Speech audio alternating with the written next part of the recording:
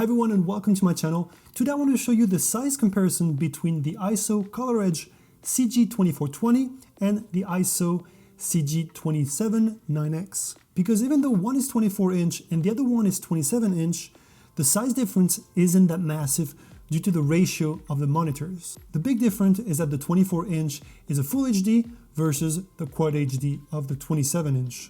And of course the price. The CG2420 cost $1,600 and the CG279X cost around $2,400.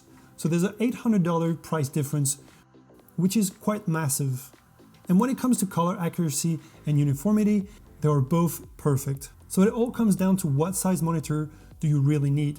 So like I said, the monitors don't have the same ratio. The 27 inch is a 16:9 and the 24 inch is a 16:10 ratio. So the 24 inch is not as wide.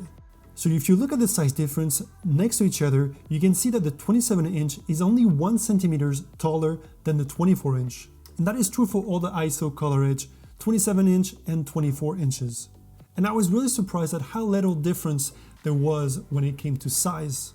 And I really think that for photographers, the 24 inch is plenty enough for editing photos, because you don't need that extra width that video editors do for their timelines. So you can save a lot of money by not getting the 27 inch and just going for the 24 inch.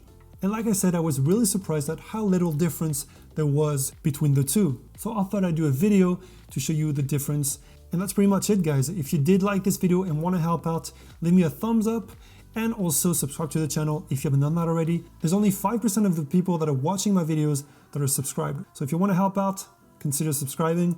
And this video is not sponsored by EIZO at all. The CG2420, I bought it used for 700 euros this year, and the CG279X was a loan from EIZO for 2 weeks. I had to send it back afterwards, but I just really wanted to test it out because it is one of their best monitors.